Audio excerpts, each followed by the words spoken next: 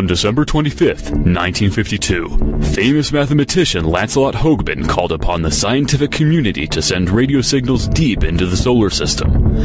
Hogben said he had no desire to visit Mars, but it might be a good idea to have a few chats with the Martians before sending rockets across space for a possible unfriendly reception.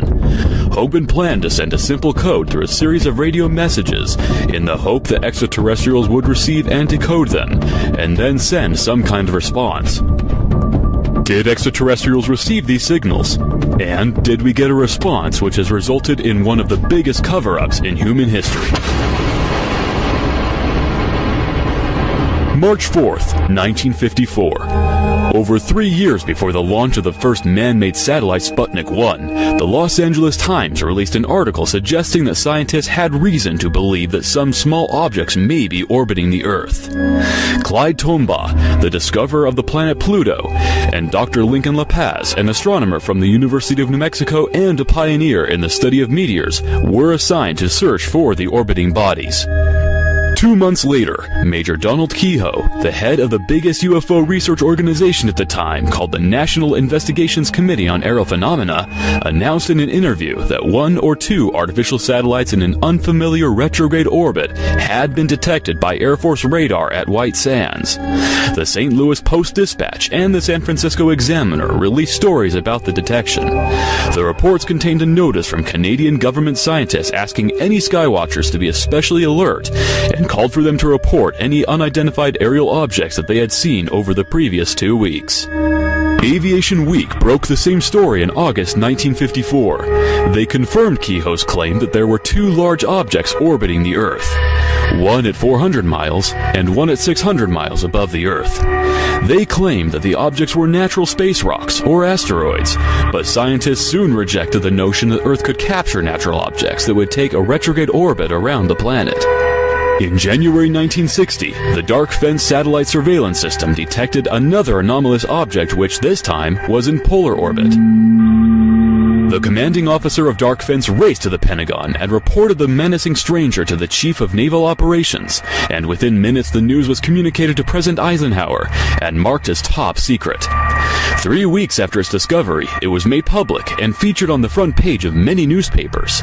The article stated that 2 months before this, Discoverer 8 had been fired into space and was still in orbit. But Navy trackers who keep a watch on all space objects said they knew the exact whereabouts of the Discoverer rocket casings, and that this object was definitely not one of them. At first it was thought that the object had been put there by the Russians. There was also some speculation that it was a stray British rocket from the Black Knight project. At the time, putting an object into a polar orbit and keeping it there was a feat that neither the British nor the Russians had been able to accomplish. But the object was soon dubbed the Black Knight, after the aforementioned British rocket. It took 1 whole month until Time magazine released an article offering the official explanation. And even though the Navy had previously stated that they knew the exact whereabouts of the Discoverer satellites and that the only one still orbiting was Discoverer 8, it contradictorily stated the evidence from both Air Force and Navy pointed to Discoverer 5, which was fired from Vandenberg Air Force Base in California in August 1959. In March 1960, a mysterious satellite was investigated by the CIA. The object was observed on March 6th by the crew of a Swedish Airlines plane. The captain's report stated that judging from all the circumstances, it was an unidentified satellite. It was very bright and moving in a northwesterly direction just after 8 p.m. He said without a doubt it was some form of satellite. The same object was also observed from the Stockholm Observatory. An employee said that it seemed to be a satellite, and that he was certain it wasn't a meteor. Both sightings were reported in the Swedish newspaper Today's News. The CIA report also talks of a so-called phantom satellite known as 1960 Alpha, which was also observed over Stockholm in Sweden on the same day. It was said to make a 90-degree turn before disappearing below the horizon. Another skywatcher was waiting to observe the phantom satellite at exactly the same time when he saw 2 objects which looked and moved like satellites make a 180-degree turn. In September 1960, reports of strange retrograde satellites were increasing and were causing quite a stir in the physics and astronomy community. Amateur astronomers from coast to coast and from Michigan to Missouri had reported seeing the objects. One object was said to appear at around the same time as the Echo 1 satellite, which was launched on August 12, 1960. Grumman Aircraft Corporation decided to set up a tracking station to capture a photograph of this mystery object, and on August 25, 1960, they were successful. This is the actual photograph taken by Grumman, and it's still the only confirmed photo of one of the mystery satellites available to the public. Grumman also confirmed that the object appeared around the same time as the Echo 1 satellite. They said that the color of the object varied from carrot to straw, and that the object was in a retrograde orbit traveling in an easterly to westerly direction. A few days before, on August 17th, this picture was taken in Bloomfield, Connecticut. It shows the Echo 1 satellite with an unknown object passing it on a strange orbit. In 1966, J. Allen Hynek from the Air Force's Project Blue Book wrote a long letter to Science magazine in which admitted the existence of unexplained UFO photos and radar tracking, and called for an end to the ridicule of reliable witnesses. He said Air Force reports included unexplained UFO photos, radar tracking, and unexplained pictures from Project Moonwatch and satellite tracking cameras. He also wrote about the existence of a photograph of a retrograde satellite taken 2 years before the Grumman photo. He said that the unidentified object's speed, as calculated at Chicago's Adler Planetarium, was 3 times that of any Earth-launched satellite. Unfortunately, Project Blue Book was shut down just 4 years after this, leaving the Air Force's study on the object incomplete. But one case of a retrograde satellite does remain in the Blue Book archives. The report states that an object was spotted in June 1963. The object was in orbit and traveling 1.5 times the speed of a regular satellite. Rose as to whether they were artificial or natural. John P. Bagby, who worked in the research division of the Hughes Aircraft Company, wrote some articles concerning these odd satellites. In 1966, he wrote an article for the Nature Journal, stating that during the mid-50s he analyzed evidence of 2 swarms of such objects in retrograde orbits. He said that the brilliance of the objects to the naked eye caused most persons contacted to doubt that they were natural. He goes on to say that one of the objects had disappeared, and he thinks that it may have been a natural space rock which had decayed in the Earth's atmosphere during January 1966. So did it decay in Earth's atmosphere? Not according to Bagby's follow-up article, in which he states that he was able to optically observe the object in January 1967. He said that scientists had observed some strange radio anomalies, but they could not trace the origin. Bagby later analyzed the data and was able to correlate it with the orbit of the retrograde satellite. He also suggests that the objects have changed orbit. He discusses various possibilities. However, the analysis is inconclusive, and he thinks that further direct observations of the objects are needed to further determine their orbit. In 1981, Bagby clarifies that at least one retrograde satellite is still in orbit, and notes that a retrograde satellite had been spotted in orbit as early as 1880, when a group of retrograde bodies were seen orbiting over Germany. This was reported in the Nature Journal at the time. Despite all these observations, scientists remained adamant that the Earth would not be able to capture a natural satellite that would take a retrograde orbit around the planet. So after all of these observations, the question is still not settled. Could it be that these mysterious satellites are actually artificial, but scientists do not want to risk their reputation and say that there are one or more UFOs orbiting the planet? If you want to get an article published in a journal like Nature, you cannot say that Earth is being orbited by UFOs. To the readers of Nature and the general public, a natural satellite sounds more probable, and yet science does not accept the latter as fact. So what is going on? And is there any evidence of a cover-up? In 1961, computer scientist Jacques Vallée and his team were working at the Paris Observatory tracking satellites. They started tracking unusual objects that were not man-made satellites. The objects were quite elusive, but the team decided that they would pay close attention to the objects, even though they were not on the schedule of normal satellites. One night they were able to get 11 data points for one of the objects. They found that it was in a retrograde orbit, and noted that it was very bright and prominent. That same night, the person in charge of the project confiscated the tape, and the next morning he erased it through fear of ridicule. These events contributed to Vallée's long-standing interest in the UFO phenomenon. In an interview, Vallée stated that other observatories had made exactly the same observation, and that there was a lot of data that was never published. Adler Planetarium director Robert L. Johnson and his colleague Frank Judson had been studying a mysterious orbiting object which would intermittently appear. Speaking in a Newsday interview in 1960, they both positively stated that the object was not an artificial satellite or space rock. Judson said the object didn't maintain a regular schedule like other orbiting bodies, and that it appeared some nights, and some nights it didn't. They also confirmed that when it did appear, it was usually at about the same time as Echo 1, but going in the opposite direction and about twice as fast. The object was orbiting the planet at an incredible speed, and it remained unidentified. But when Judson was asked the inevitable question, he said he doesn't know what the strange object is, but he doesn't believe in UFOs. Finally, in 1954, Captain Howard T. Orville, head of the President's Weather Control Commission at the White House, was questioned on WFBR radio by Lou Corbin, who served in the U.S. Army Intelligence Corps during World War II. He was asked if he knew of any condition under which two objects could enter the Earth's atmosphere and pick up orbiting at 400 and 600 miles out. To which he replied, "Not that I know of. Your doubts are well justified." Mr. Corbin then asked if the two bodies might be space stations. Captain Orville replied, "Well, that is an interesting thought. I don't know of any set of circumstances that would account for two natural objects orbiting around the Earth."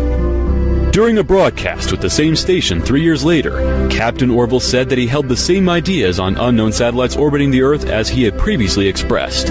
When asked if there was any new information about the unknown satellites, Captain Orville said that it appeared that the military might have kept the matter from publication. "From the American people?" asked Mr. Corbin.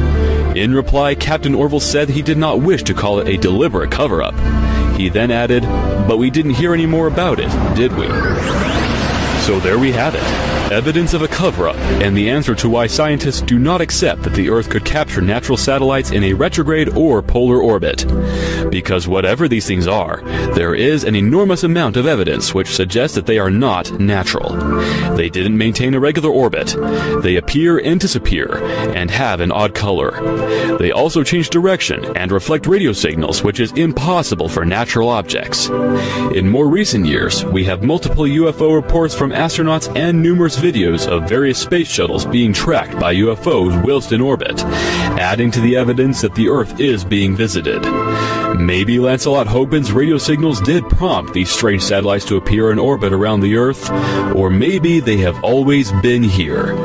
The true origins of these mysterious objects may never be known.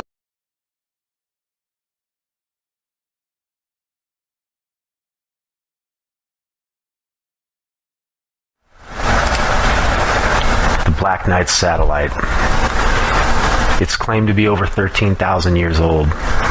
It was discovered in 1954, and it's apparently the reason that we started the space race in the first place.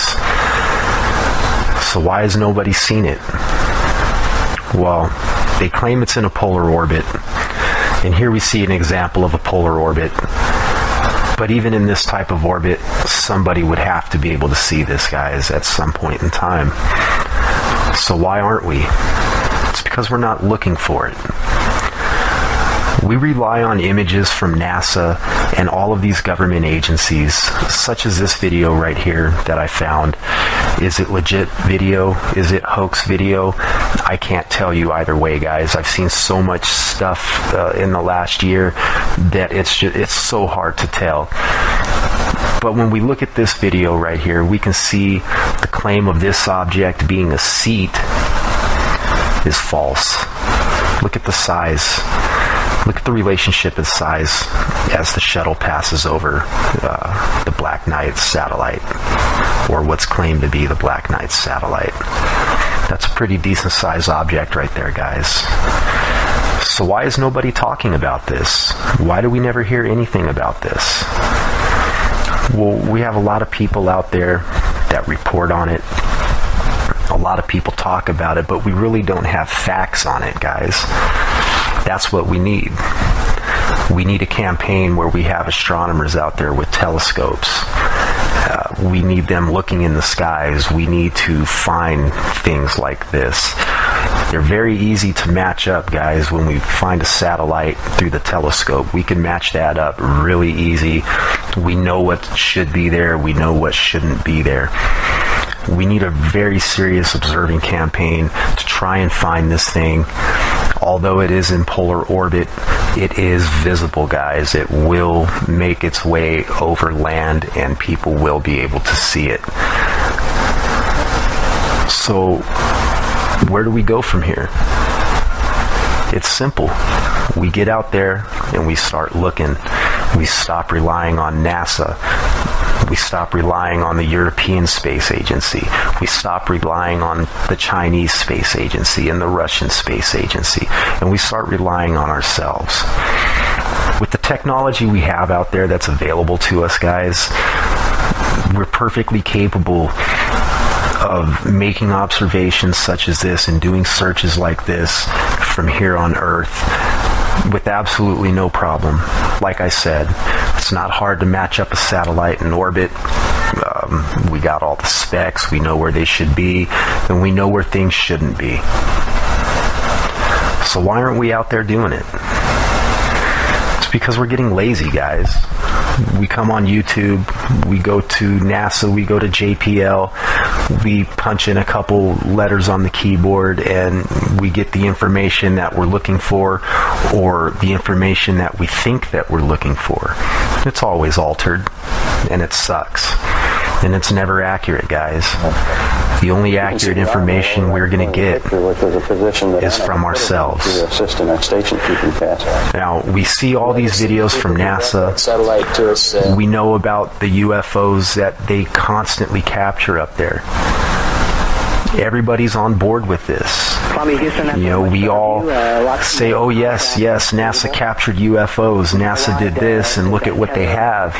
But then when it comes down to the Black Knight satellite, there's so much denial going on with it. How is it that NASA can capture UFOs on video and you agree with that during an STS mission, but we give you some video or we give you some high resolution that comes straight from the NASA websites of this object, and people go into denial mode? No, it's fake. Well, here's an image that I put as a comparison from what I think that I've caught around the SOHO satellites. This object bounces around. This is the rumor. One day it's here, another day it's there. We don't know, guys. We really don't know, and that's the whole point. We don't know, but we want to know. Welcome back to UFO Planet. I better try that again. Welcome back to UFO Planet. Now we're going to head right into our interview with Bob Figuera. A few weeks ago, I gave Bob an assignment to do some research on the Black Knight satellite. There was a lot of questions and a lot of requests coming in to have something on the program about that. So Bob went out and he looked for pretty much everything that was out there, read through it, studied it, and then I interviewed him about it so that he could share that information with the rest of us. So let's get that interview started right now. We're here again with Bob Figuera. Bob is joining us from Rook Trails, California, in the United States of America. And Bob was on special assignment for UFO Planet. He was sent out to find out as much information as he could about the Black Knight satellite that is allegedly orbiting Earth. Welcome to the program again, Bob. Hey, thanks, Darren, man. It's nice to be here. Well, it's nice to have you. So, Bob, you had a pretty tough assignment on your hands there. There was a lot of information to sift through, I can imagine. So, kind of give me a synopsis of what you found there. Okay. The whole Black Knight thing is, mysterious satellites that's been orbiting the moon and the Earth, and a bunch of different opinions on what it is, where it came from, and how it got here, and why, and all that stuff. And it's gone a lot of different directions. Okay, let's just start off here with the basics first. Apparently there are those who are saying that there is this gigantic satellite that has been labeled the Black Knight satellite that is orbiting the Earth, and some say it's been orbiting the Earth for 13,000 years. Is that correct? Yeah, some say 13, some say 15,000. It all started in 1899 with Nikola Tesla, Okay. Technology man of the century, and I guess he got the first message, but he wasn't able to decipher it or didn't have the technology to really figure out where it came from. Okay. So in 1920, a bunch of college ham operators, like a group of ham operators, they received the first message. They weren't able to do anything with it either. The technology wasn't there. Okay. It wasn't until like 1927 or 28 where they actually got their echo radio transmission technology down, where they could actually triangulate a position of an origin of a signal. Okay, and that wasn't done by the college students, so that was done by military officials, is that correct? It was basically a Norwegian professor of mathematics in the University of Oslo. Oh, okay. And then one other guy, chief consultant from the Naval Operations Center. They all got together with their technology, combined their technology and information. They were able to ascertain the distance that this thing was based on the echo time delay. What kind of distance did they find it was sitting out at? Originally, they said it was 6,200 miles, something like that. Okay. It was out there a ways. Okay. Now, also, carry on there. Now, when did the Soviets come into the picture? Well, that would be 1957 where they first launched Sputnik 1. They actually saw this thing in polar orbit on the moon, around the moon. Okay. And it was it was a difficult target. They could never rely on it because they didn't understand the nature of its orbit. Okay. So they didn't know where to be, where to look for it, because it was always changing. Okay, now then we move on. So that's the Soviets seeing it with Sputnik. And then we move ahead a little bit, not too much, and apparently some sort of a satellite that we had up, or the Americans had up at that time, was able to capture some of the first photographs of the satellite orbiting Earth this time. Yeah. From what I understand is that the information they got from the Soviets gave them the intention for their Discovery 5 mission. Okay. And so they launched it out from Vandenberg Air Force Base here in California in 1959. Okay. And their intention was to go film this thing. Apparently, Grumman had some contact or some technology that was in one of those satellites, the early satellites, and they actually got the first photos of it. Okay. Now, is it true that this is kind of what the time in history when kind of the flow of information stopped about the Black Knight satellite? We all of a sudden didn't hear a whole lot about it anymore. Is that correct? Well, that was just the real early stages where they were actually just starting to get some real information about it. Because they built it, they had a new program. The Defense Department had a new program called Dark Fence. And it was a tripwire radar that went from Alabama to Arizona with these 50 meter wide transmission receivers, whatever. Okay. And so they actually got 2 sightings up the first day it was running, and then they'd gotten several more in the upcoming days. So that's where the real interest started with the government. And then in like 1960, the commander of that project went to the Pentagon and talked with some commander there, and they all got excited, and they went running to Eisenhower, and they all labeled it as top secret. Okay, so that's where the flow of information comes to a cease then. Not really. It changed orbit from the moon to Earth in 1960, and they thought it was a new satellite. But apparently, somehow, either their first assumptions were wrong and it was actually been in polar orbit, so the Soviets didn't know this, and they thought it was a new satellite. But apparently it had been going around the Earth above them, because when their orbit was at 200 miles, this thing was way above them. Right. And they could only see it when it was out in front of them because it was always over their head. Okay. Right. So that led to some confusion then at the time. Yeah. Well, all this stuff was all brand new to them and stuff. Oh, and, absolutely. So. Now, how do we advance up? Sorry, go ahead. It wasn't until like '73 with this writer. He was an astronomer, a writer, Scottish guy, Duncan Lunan. He was the guy who was able to take this radio signal and decipher it. Okay. And that was pretty interesting because that was the first indication that we had what the intent of this satellite was. And it was simply stated, it says that our home is Epsilon Bootes, which is a double star. We live on the sixth planet of 7, counting outwards from the sun, which is the larger of the 2 suns. Our sixth planet was 1 moon. Our fourth planet has 3 moons. First planet has 3. The first and third planets each have 1 moon. And they say our probe is orbiting your moon. Interesting. Yeah, and then it gives an update to this constellation. Okay, so just so I understand it correctly and the viewers understand it correctly, this scientist deciphered the message that was being transmitted by this satellite, and that's what he said. That's what he speculated that it said. I'm not sure how much speculation, how much technology was, created that message. He was a writer. Mm-hmm. So he kind of got... There might have been some Hollywoodization of that. Is that what you're saying, potentially?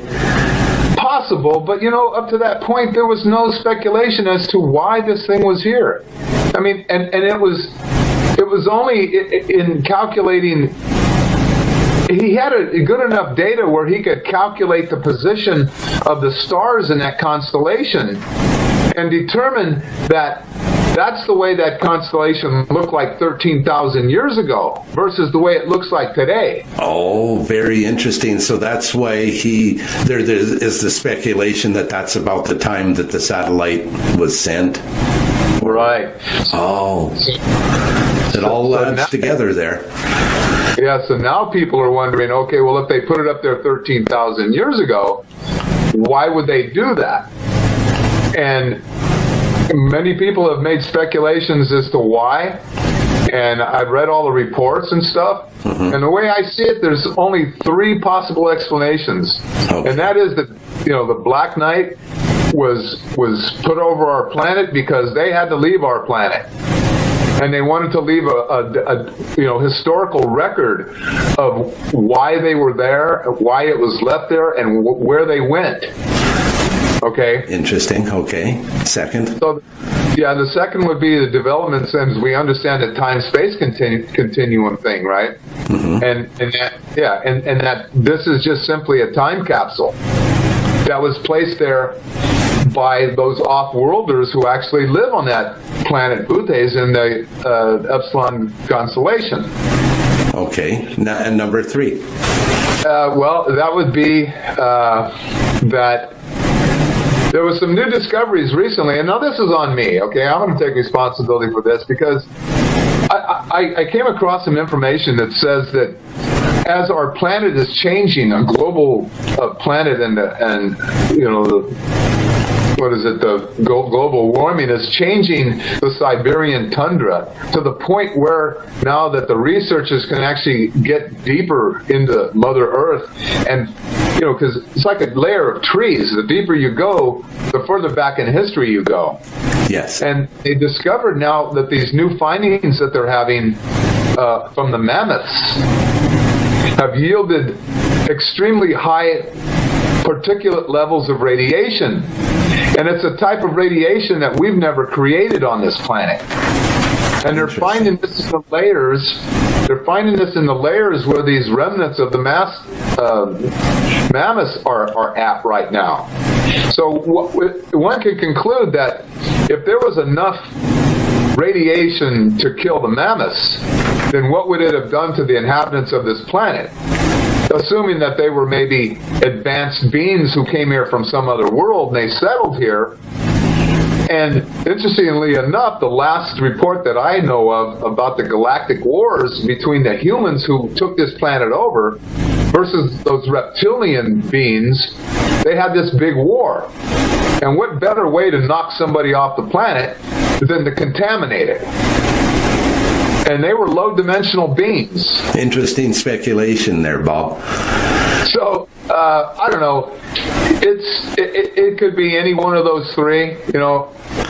Well, one thing for sure, it's very interesting, and we've been fortunate in that we have more technology up in space, and we've been able to see some more recent photographs that were taken from the shuttle missions, and which prove that something's up there. Would you believe that, Bob? Do you think that the Black Knight satellite is truly orbiting the Earth? One word, yes or no? Absolutely. Okay. Absolutely. And they still think it's up there, but it's in some kind of a strange orbit, and they don't always see it, or they're just stepping on it. You know, they believed it because they got the pictures of it that they took from the space shuttle, and they declassified it from top secret, you know, to public domain or whatever, and everybody was already tired of the story. But then when the interest redeveloped, they pulled all the photos off their NASA website of January this year. I don't know how to. Very interesting. So I think when they do things like that, it causes more speculation than anything. It causes more interest to rekindle itself. But we're running out of time here today, Bob. I just want to thank you for doing such an impeccable job on researching the Black Knight satellite. I'm sure we'll be hearing more about that in the future, but we certainly appreciate what you've brought to the table here for us today. Well, thank you. You know, thanks for the assignment. It was a very interesting assignment. I was glad to be able to spend some time doing it. Well, you did a great job, and I look forward to your next one. And until then, thanks so much, and you take care, Bob. Thank you, Darren. Well, NASA has cleared the shuttle Atlantis for landing tomorrow morning, I think about 6:41, despite astronauts spotting 3 new pieces of debris floating in space. This is one day after the discovery of 2 other mysterious objects. Kim McIntyre is down at Johnson Space Center. Pieces of debris floating around close to the shuttle today. NASA wanted to make sure the shuttle was intact and ready to withstand the long and dangerous journey back home. NASA says nothing stood out and was not out of place during the 4.5-hour inspection of the shuttle, but mission managers did an additional survey of the shuttle's protective heat shield anyway.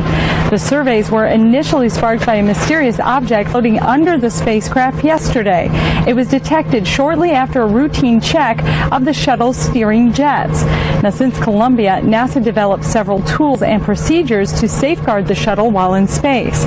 NASA admits they may never know exactly what the unknown objects are, but confirms the shuttle is ready to handle the 3,000-degree temperatures it will meet as it re-enters the Earth's atmosphere.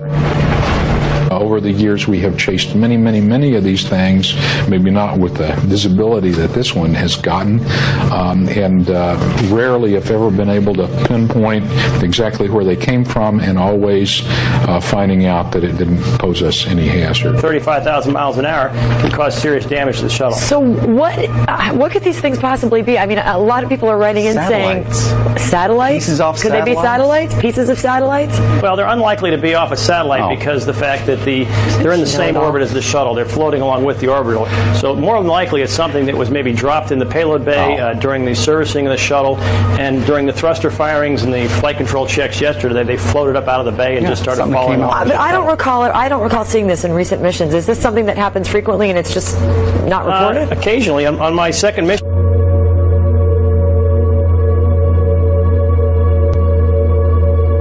In the blackness of space, orbiting around the Earth, is a mysterious, dark object of unknown, and possibly alien origin. The story says it's up there right now, and has been for 13,000 years. Its purpose unknown. Dubbed the Black Knight. This elusive satellite has allegedly been beaming signals towards the Earth for many years.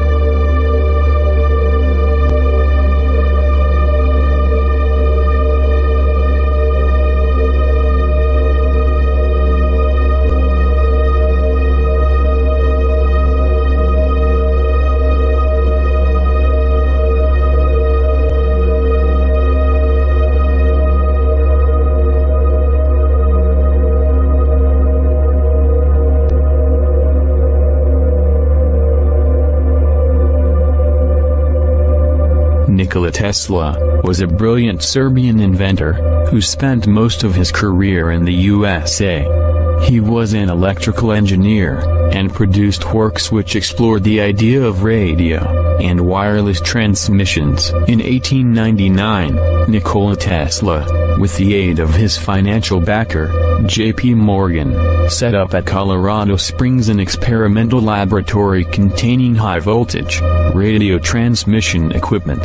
The lab had a 200-foot tower for transmission and reception of radio waves and the best receiving equipment available at the time. One night, when he was alone in the laboratory, Tesla observed what he cautiously referred to as electrical actions which definitely appeared to be intelligent signals. The changes were taking place periodically, and with such a clear suggestion of number and order that they could not be traced to any cause then known to him. Instead, he announced that regular signals must be coming from an intelligent outside source. Undaunted, Tesla continued his wireless power experiments for 6 more months. Late one night, an unusual event took place. Tesla noticed a repeating signal being received by his apparatus. To his own amazement, he believed it was an extraterrestrial communication. In a letter to the American Red Cross, he wrote, "Brothers, we have a message from another world. It reads, 1, 2, 3. The press had a field day. If the mystical 1, 2, 3 was impulsed from Mars, as Tesla says, they certainly showed most excellent taste in choosing Colorado Springs. It is a rule in inventional science. When you're going to tell one, tell a good one. And men have become great in this way. Colorado Springs Gazette. Though widely ridiculed for his claim, Tesla may have been the first to detect radio waves from space. I believe that Tesla could have gotten these signals from space. We are getting them today, and these are the radio telescopes. That's what radio telescopes do today, receive signals from space. At the conference, Tesla announced that he was receiving an electrical signal which appears to be intelligent. The signal was clearly repeated periodically with such a clear suggestion of number and order. This led him to believe that the signal was extraterrestrial communication with aliens. At first he assumed they were originating from Mars. If in a thunderstorm, the Earth is struck by lightning, the force creates concentric waves which slowly expand to circle the world until they come back to where they started. This proves to us that the Earth's crust is a conductor of electrical energy. Now, if we were to produce large quantities of electrical energy and if we directed it into the Earth's crust, then that energy would travel in concentric waves. There were rumors you went to Colorado Springs in order to contact Mars. Is that true? It is possible for us to send out waves which can travel around the world. There are waves as well which can travel into space. How are you going to talk with them? I never intended to. However, I recorded certain electrical impulses of unknown origin, and these were repeated at constantly timed intervals.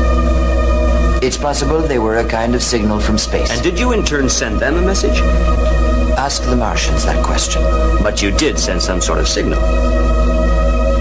A signal which might not be received for 1,000,000 years. Therefore, Mr. Tesla, you do believe communication with distant worlds may someday be possible. Perhaps they've been sending us messages for ages, but we aren't aware of it. Mr. Tesla, what's that big pile of papers down there on the floor? My file on the work in Colorado Springs. Can you tell us what's in it? It's a new electrical system. This incident was the first of many in which Tesla intercepted what he felt were intelligent signals from space. At the time, it was surmised by prominent scientists that Mars would be a likely haven for intelligent life in our solar system, and Tesla at first thought these signals may be originating from the Mars. He would later change this viewpoint as he became more adept at translating the mysterious signals. Near the end of his life, Tesla had developed several inventions that allegedly could send powerful amounts of energy to other planets. By 1920, Tesla had grown confident that he was able to make sense of the strange radio broadcasts from space. However, soon afterwards, Tesla began to express great concerns about beings from other planets who had unsavory designs for planet Earth. The signals are too strong to have traveled the great distances from Mars to Earth, wrote Tesla. So I am forced to admit to myself that the sources must come from somewhere in nearby space or even the moon. I am certain, however, that the creatures that communicate with each other every night are not from Mars, or possibly from any other planet in our solar system. Today, there are those who believe Nikola Tesla was listening to a transmission from an orbiting satellite of unknown origin. Could the transmissions be coming from the Black Knight satellite?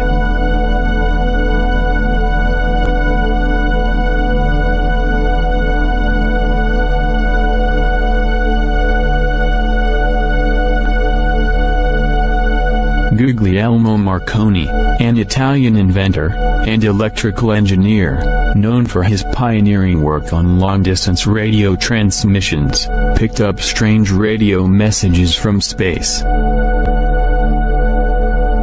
In London, January 28, 1920. In an interview granted to an editor of Daily Mail, Guglielmo Marconi asserts that the radio telegraph stations often receive radio signals of which nobody until now, it is successful to discover the origin. They are signals surely sent from great distance, and outside of the terrestrial atmospheric zone, because they are at the same time picked up by distant radio telegraph stations, like London or New York.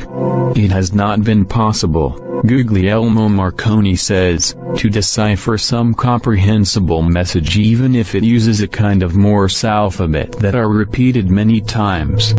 Marconi says that the scientific investigations over the origin of the signals are continuing and that it cannot give some reliable explanation of the phenomenon, but not exclude that these radio signals can come from other planets or from the sun.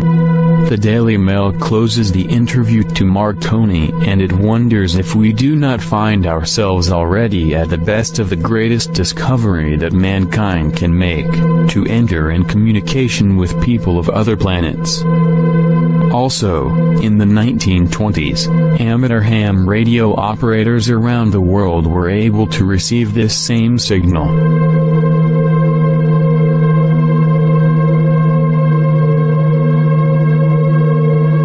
Still, he cautions that a few reports cannot be so easily explained. It is these reports that interest Donald Keyhoe, sponsor of a theory that is growing in popularity. After a 1 year's investigation, I believe that the flying saucers seen by veteran airline and Air Force pilots are objects from another planet. The Air Force itself has officially admitted that flying saucers exist. This statement appears in Project Saucer Case number 75. Not only that, the Air Force has officially analyzed the motives of possible visitors from space. Here is a direct quotation from the official report. Such a civilization might observe that on Earth we now have atomic bombs and are fast developing rockets. In the past history of mankind, they should be alarmed. We should therefore expect at this time above all to behold such visitations. Donald Edward Keyhoe was an American Marine Corps naval aviator and writer of many aviation articles and stories in a variety of leading publications, and manager of the promotional tours of aviation pioneers, especially of Charles Lindbergh. In the 1950s, he became well known as a UFO researcher, arguing that the United States government should conduct appropriate research in UFO matters, and should release all its UFO files. On Friday, May 14, 1954, numerous newspapers, including the St. Louis Post-Dispatch and the San Francisco Examiner, reported an interesting statement by retired Marine Corps Major Donald E. Kehoe, who states the Earth is being circled by one or two unknown artificial satellites. The United States government scientists at the White Sands National Monument, he added, were making an effort to locate, chart them, and determine their origin.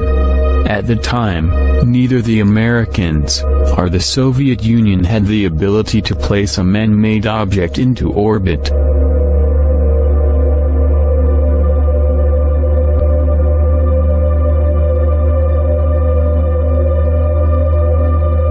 On August 23, 1954, Aviation Week magazine ran a story on two satellites that had been found at 400 and 600 miles out in space. They were termed natural satellites, even though this was later deemed a virtual impossibility, and later no such natural satellites were ever claimed. This is taken from the short Aviation Week article. The Pentagon's scare over the observance of two previously unobserved satellites orbiting the Earth has dissipated with the identification of the objects as natural, not artificial satellites. Dr. Lincoln La Paz, expert on extraterrestrial bodies from the University of New Mexico, headed the identification project. One satellite is orbiting about 400 miles out, while the other track is 600 miles from the Earth. The Pentagon thought momentarily the Russians had beaten the United States to space explorations.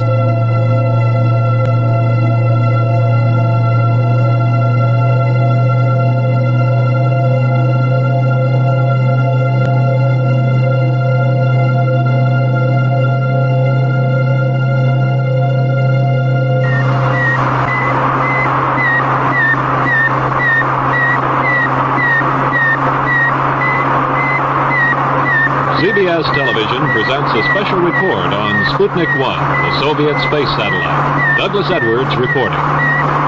Until 2 days ago, that sound had never been heard on this Earth. Suddenly, it has become as much a part of 20th century life as the whir of your vacuum cleaner. It's a report from man's farthest frontier, the radio signal transmitted by the Soviet Sputnik, the first man-made satellite as it passed over New York earlier today.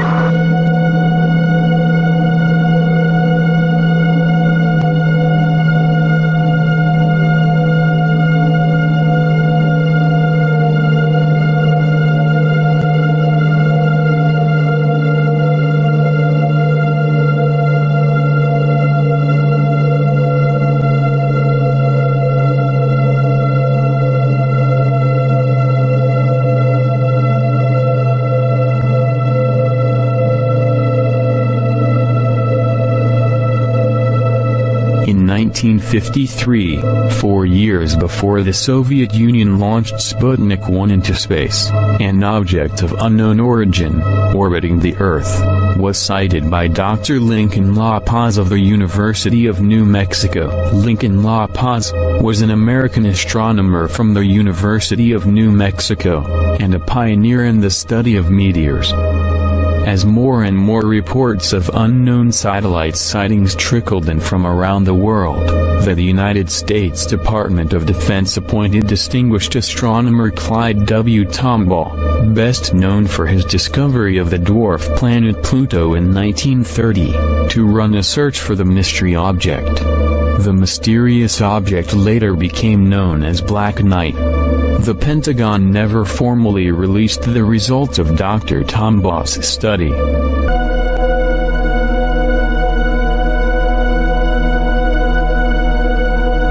In 1960, the Black Knight makes another appearance when American newspapers report on an unusual object in polar orbit. By the 1960s, both superpowers, the United States and the Soviet Union, had artificial satellites in near equatorial orbit. By comparison, the unknown object was in polar orbit.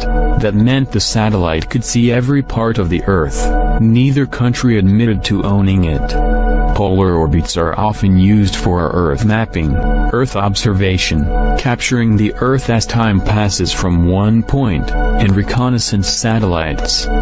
This would put the Black Knight in the category of an observational satellite.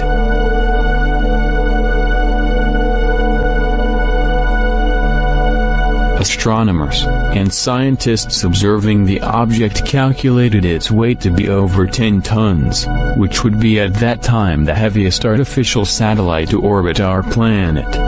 The Black Knight's orbit was unlike any other object orbiting Earth.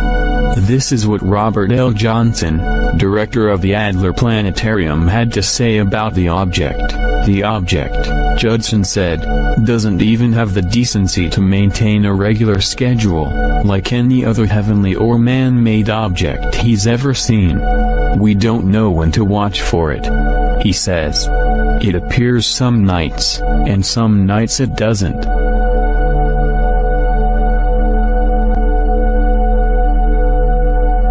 On September 3, 1960, 7 months after the satellite was first detected by radar, it was revealed that an unidentified object had been photographed in the sky over New York by a tracking camera at the Grumman Aircraft Corporation's Long Island factory. The object, which appeared to emanate a red glow, had been seen several times during the preceding 2 weeks, apparently following an east-to-west orbit, whereas most satellites were launched in the opposite direction. The United States government attached so much importance to these mysterious sightings that they organized a special committee to gather as much information as possible about them. But the committee's findings, if there were any, were kept secret, and the sightings were forgotten.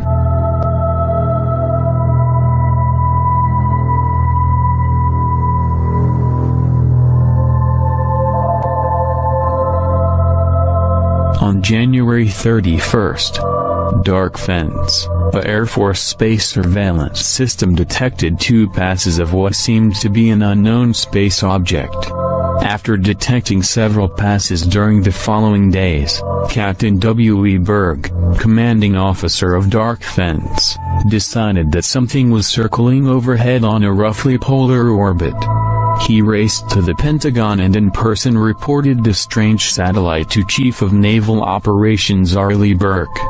Within minutes the news was communicated to President Eisenhower and marked top secret. In the confusion, there was a delay before anyone took the step necessary to positively identify the strange satellite, informing the Air Force's newly established Surveillance Center in Bedford, Mass. It is the Surveillance Center's job to take all observations on satellites from all friendly observing centers, both optical and electronic, feed them into computers to produce figures that will identify each satellite, describe its orbit and predict its behavior. Says one top official, explaining the cold facts of the space age. The only way of knowing that a new satellite has appeared is by keeping track of the old ones.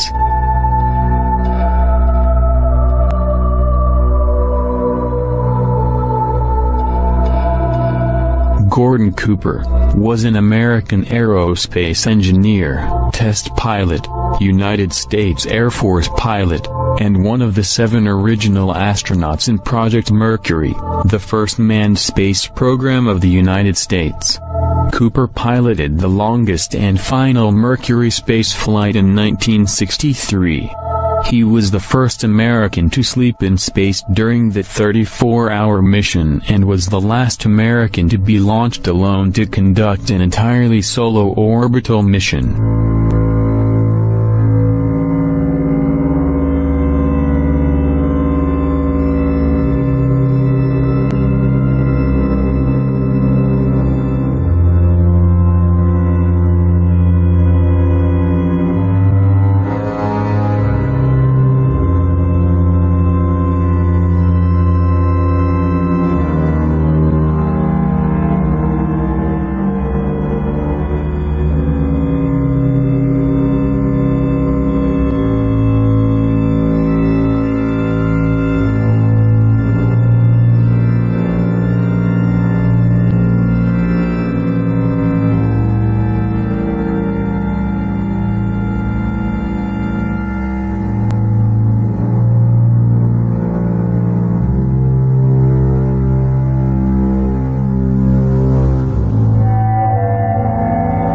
On May 15, 1963, Gordon Cooper was launched into space for a 22-orbit mission. On his final orbit, he reported seeing a glowing green shape ahead of his capsule, and heading in his direction. It is said that the Muchia tracking station, in Australia, which Cooper reported this to, was also able to pick it up on radar traveling in an east-to-west orbit. This event was reported by NBC, but reporters were forbidden to ask Cooper about the event on his landing. The official explanation is that an electrical malfunction in the capsule had caused high levels of carbon dioxide, which induced hallucinations.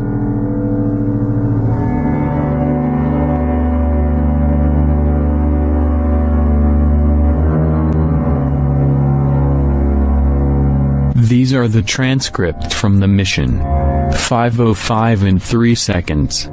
Have been looking for the flashing beacon.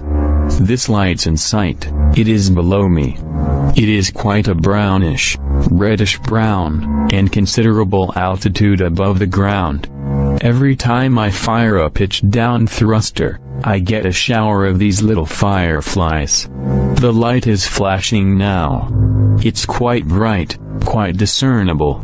It appears to be about 10 to 12 miles away, about the order of a second magnitude star. In the following years, Gordon Cooper makes several public pronouncements concerning his strong belief in the existence of UFOs. And it trailed along with him for quite a period of time, then tipped up and climbed very steeply away. Was on Jim McDivitt's Gemini 7 mission, where they saw this glint of something metallic off in the distance. And he reported, and nobody had it listed on the ground, so he tried getting a picture of it, but the sun, unfortunately, was glinting off of it so bright, all you got is just a glint. There was no detail on what it was, but never any further sighting at all on it. Years later, Cooper approached the United Nations with a proposal for a committee that would explore the UFO phenomenon. Right, now tell me about the letter to the UN. Well, the letter to the UN was in conjunction with a meeting that I had with Kurt Waldheim and the Security Council of the UN to try to encourage the UN to establish a committee to start comparing notes and data and information and to really look into all of this from an unbiased, neutral point of view. Here's a quote from your letter. I believe that these extraterrestrial vehicles and their crews are visiting this planet from other planets and are obviously a little more advanced than we are here on Earth. And are you saying that's exactly why governments have been trying to keep this information private, because of that obvious advancement? Very possibly, right.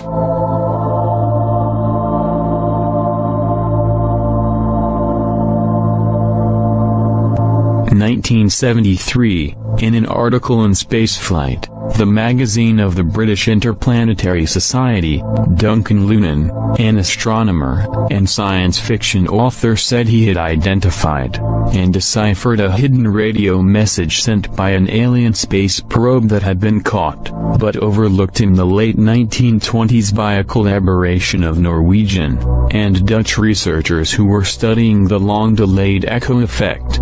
Published along with an accompanying editorial disclaimer, Lunan maintained that the putative message came from an object at the L5 point in the same orbit as the Moon, sent by the inhabitants of a planet orbiting Epsilon Bootis. Duncan Lunan, who had conducted this research, believed the alien satellite had been in orbit in the solar system for over 12,000 years. He believed its purpose was to intercept and return signals at delayed intervals so that eventually scientists on Earth would realize what was happening. Writing in 1973, Lunan believed the decoded intervals also gave out the following information: our home sun is Epsilon Bootis. It is a double star. We live on the 6th or 7th planet, counted from the sun, which is the larger of the two. Our 6th planet has 1 moon, our 4th planet has 3, and our 1st and 3rd planets 1 each. Our satellite is in orbit around your moon. The claim was reported in Time and the CBS Evening News.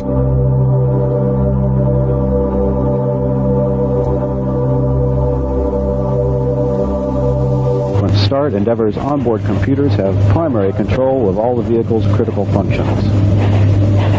T-minus 20 seconds. 15. T-minus 13 seconds. 10. 9, 8, 7, 6. We have a go. Main engine start. 4, 3, 2, 1. We have booster ignition and liftoff of the Space Shuttle Endeavour, continuing the union of U.S. and Russian space endeavors.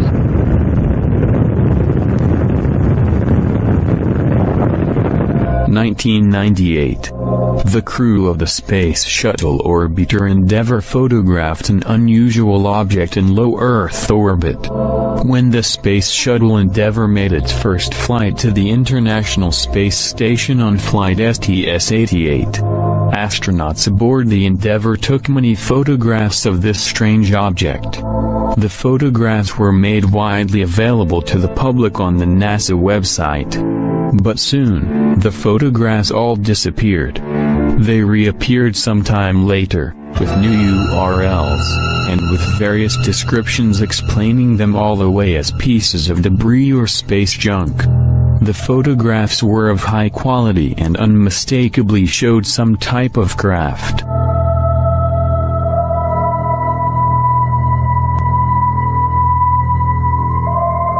These are the photographs taken by the Endeavour.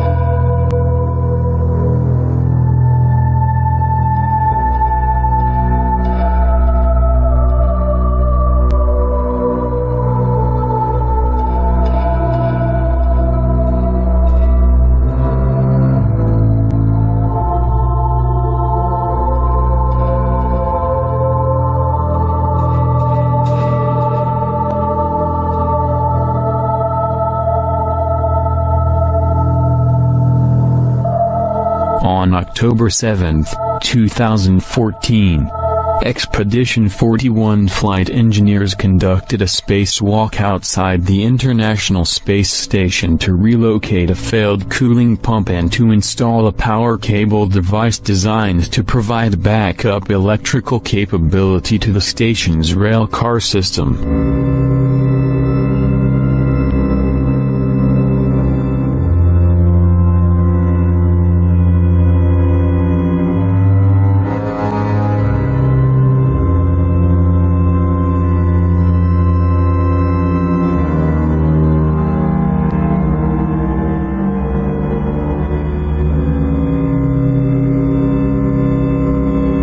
In the background, beneath the astronauts, suddenly, a mysterious craft appears, and hovers for a few seconds.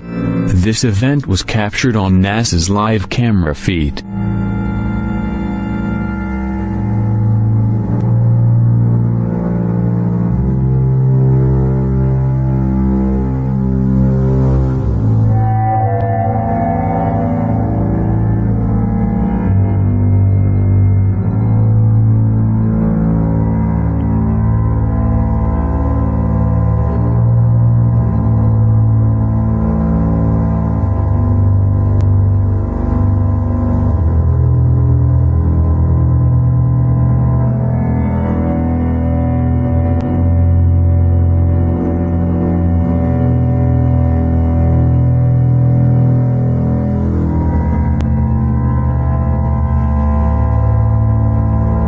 Could this mysterious craft, hovering in the background, be the Black Knight satellite?